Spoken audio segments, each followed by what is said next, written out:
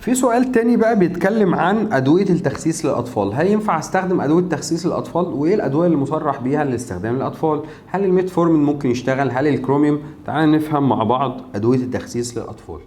احنا عندنا لو احنا اتكلمنا عن الميتفورمين احنا ممكن نستخدمه يعني مع الأطفال اللي عندهم السكر النوع الثاني لحد 10 سنين. ده FDA approved، يعني أول سن لاستخدام الميتفورمين أو السيدوفاج للاطفال حتى اللي عندهم سكر ده سنهم 10 سنين مش اقل من كده.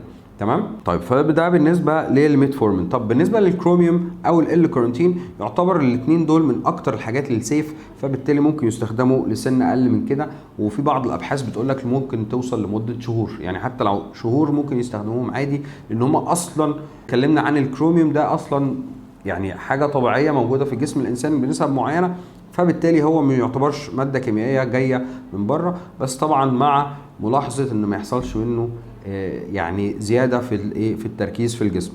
بالنسبه للكراتين نفس الكلام، احنا ممكن نستخدمه حتى للاطفال او البيبيز، لكن ما فيهوش اي مشكله منه، لان بعض الاطفال اصلا هو بيستخدم في بعض الحالات زي مرض القلب ومرض الكلى، فهو ما فيهوش منه مشكله خالص. فيبقى احنا كده بنقول ممكن نستخدم الكارنتين، ممكن نستخدم الكروميوم، لكن الميتفورمين اقل حاجه ممكن نستخدمها 10 سنين.